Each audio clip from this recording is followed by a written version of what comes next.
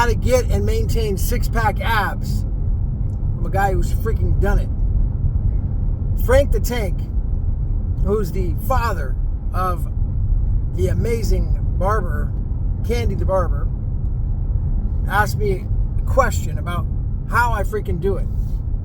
You know, he's into Bitcoin and all these, and he's a, you know, successful guy.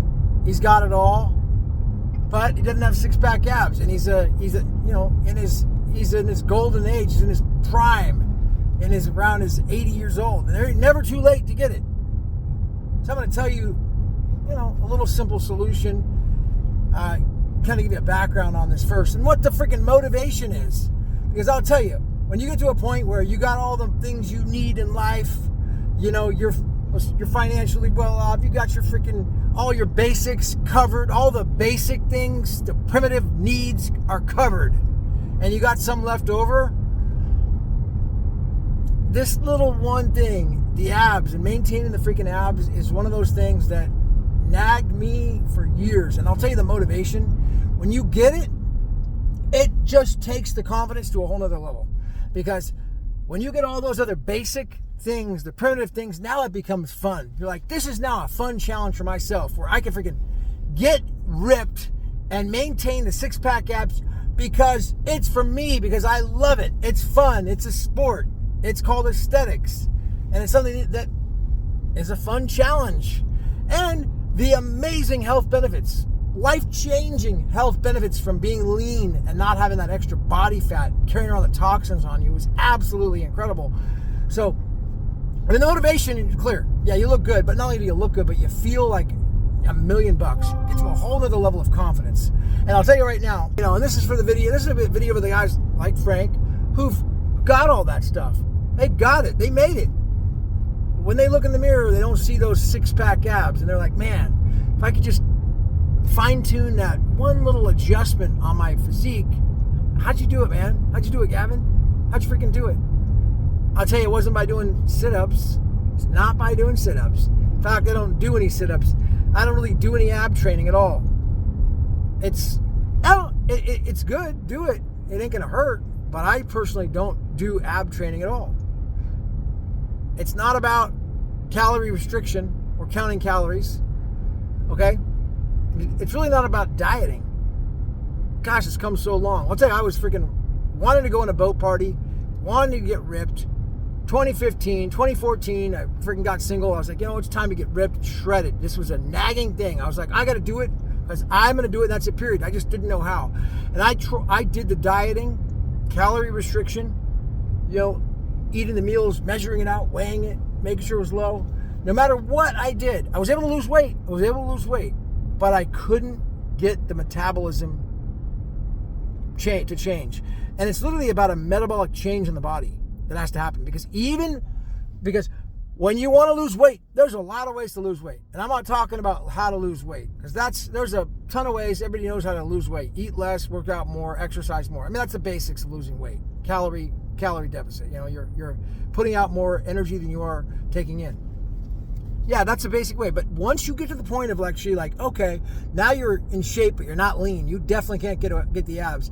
It becomes, how do you confuse the body to where the body gets into a state where it begins burning its own fat for fuel? That's what it takes. Once the body gets to that point of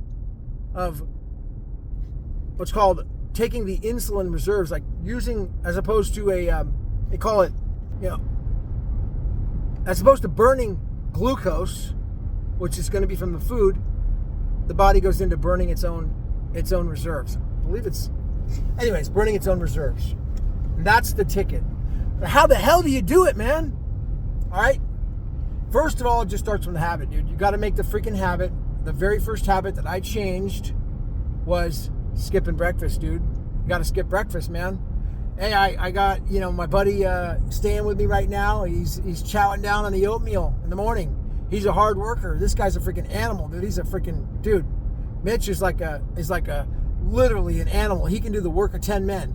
And so for his job, very physically exerting job, he needs that oatmeal for whatever reason. It gives him the fuel, and he's got to do it. It's just for his job. It's got to happen. For me, I function better by an empty stomach. Maybe not. Body starts going into this fat reserves for its energy. So skipping the breakfast was the first thing in the beginning. Pushing out breakfast. I know it's a hard change, man. But you look in the mirror, you want to see those six-pack abs, that's the first thing you got to do. It starts with that, skipping breakfast. Skipping breakfast and pushing it to your first meal at lunch. That's really the foundation where it all begins. So setting your very first goal is, how the hell do I trick myself from skipping breakfast? Well, what do? Black coffee. Black coffee's fine. You know, stevia, not sugar, no milk, no cream, butter. Butter doesn't have has no insulin effect on insulin. All right, so butter, black coffee. If you want to add some high quality MCT coconut oil to your coffee, if it satisfies you, go for it. Again, it doesn't affect insulin. But stevia is good. Doesn't affect insulin either. So your foundation is that. Sparkling water is another way to neutralize the appetite in the morning.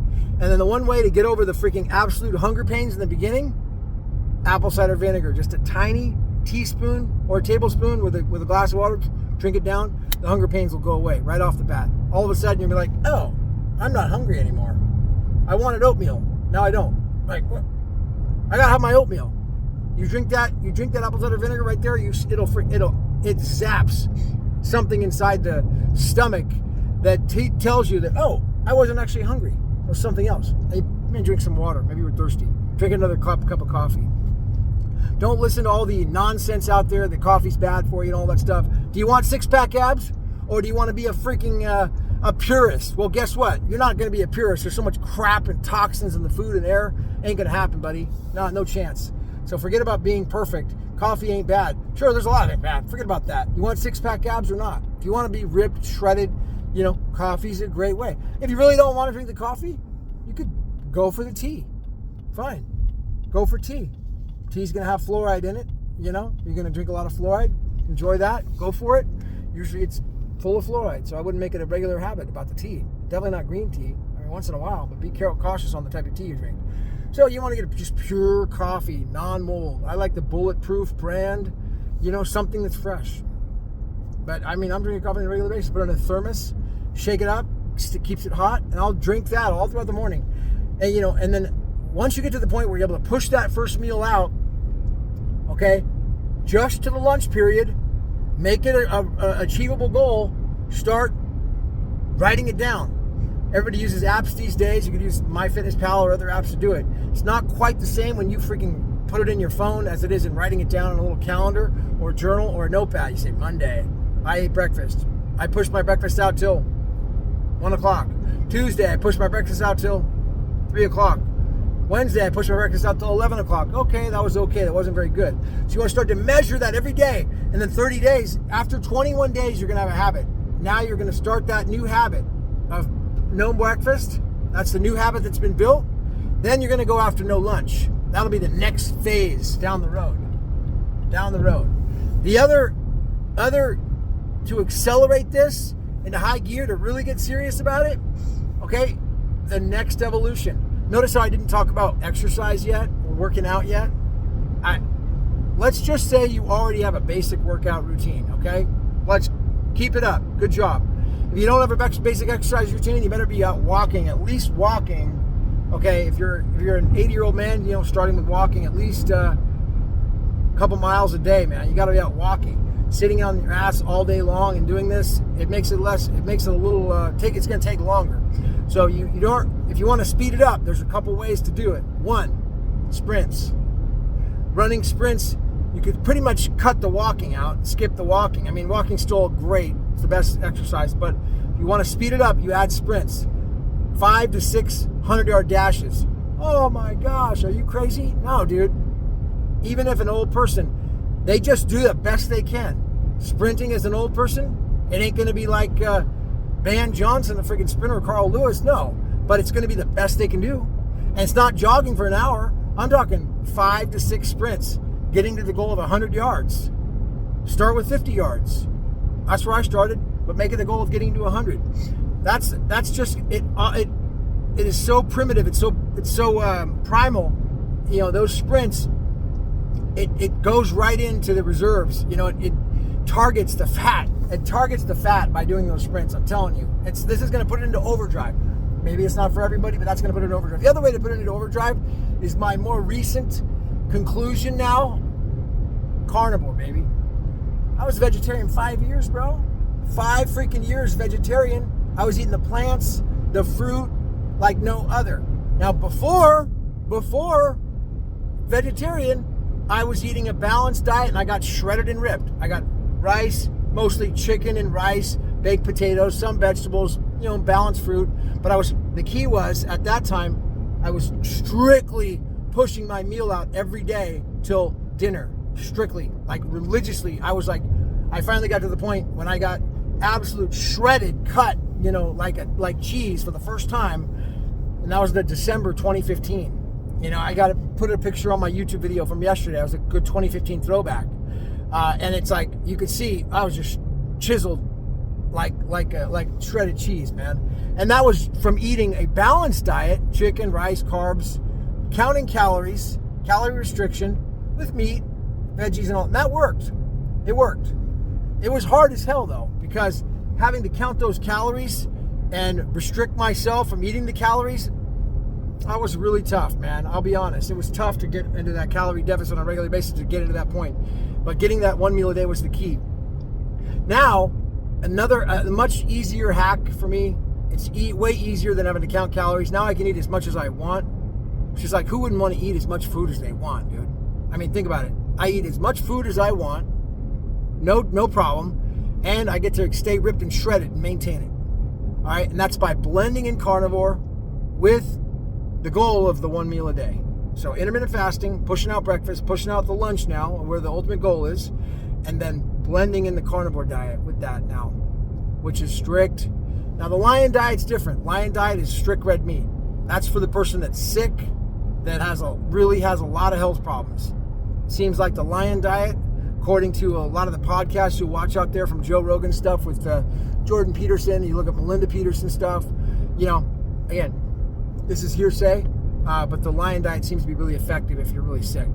Now, carnivore diet is not the same. Carnivore is kind of like the keto diet, where you're mostly eating meat,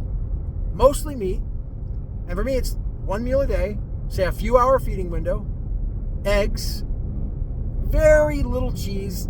Don't overdo it on the freaking cheese, man. You want to be lean and shredded? No freaking cheese. No cheese. Very limited if it's just gotta have it. Fine. No milk. Definitely no dairy. Only thing that I've been able to find is Greek yogurt. This is a kind of a question mark. People would probably knock me for this, but there's a sugar-free Greek yogurt out there. I don't know if it's safe or not. You know, it might have poison in it for all I know. Who knows what's in it? I don't even know. Chobani is the brand. That's one that I've been having if I really need it, but it's too sweet. It's got a lot of sweeteners in it. It's got, I think it's got, you know, stevia or something in it. But that's something that I could have. But instead of doing the Greek yogurt, if you could resist it, sauerkraut with the meat. Sauerkraut with the meat. It helps to balance out the stomach, you know, and the other cravings that may come about. A ton of beef jerky, man. Load up. I mean, I'll just like order the best bulk beef jerkies, from sticks, okay, to pork sticks, to the beef sticks, to the big large sticks, all that beef jerky as much as possible. That way, when I want a snack, it's beef jerky. Chow down on it. I gotta have more. I'm still hungry. More. I'm snacking. You know, when the snack and the munchies kick in, it's got to be, that beef jerky's got to be in excess. The best kind in all varieties. And then I have a variety of sauerkrauts, where like you got the pickled sauerkraut and the whatever, all these other probiotic sauerkrauts. Blend them. It's many variety. That way it's like, oh, I'll get this other blend of sauerkraut. That helps me. It'll help. These are like all these little hacks to stay on the carnivore, because during the carnivore, insulin stays down, man. Now insulin's staying down through the day, even during eating, because it's kind of like the keto diet where you're not eating the carbs. Definitely no carbs. Forget the carbs. Get that out of there. This is like putting it all on overdrive.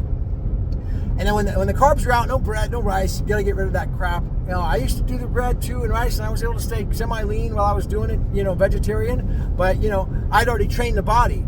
Okay, but if you're not there yet, once you get there, hey man, I could eat the bread. Before I did the carnivore, I could eat the bread, I could eat the rice, I could eat the carbs, I could eat that stuff and still stay lean because I trained my body, tricked the metabolism down to like staying, this metabolism now is working like a freaking, fine-toothed animal, like a 13, 14-year-old boy, dude. I mean, when I was doing swimming at 13, I got shredded, 13. I could pull up my swimming pictures, just like, ripped. Because I'm 13, dude, at 13 years old, and you're doing swimming, eating like a horse, eat anything I want at the time. That's just great metabolism. So now the body's trained itself back into that. Okay, 2004, I didn't have that freaking metabolism. I was blown up like a balloon, not fit at all. Stop working out, sitting on the phone all day, working an office job, just making the calls, getting puffy cheeks, fat around here, I was like, breakfast burritos. So anyways, summarize it. Key is pushing out breakfast. Breakfast needs to be pushed out. Log the time that you start eating in a journal. Not on an app, in a journal. Make it accountable to yourself. This is a reminder to myself to do it as well. Okay? Log what you do that day.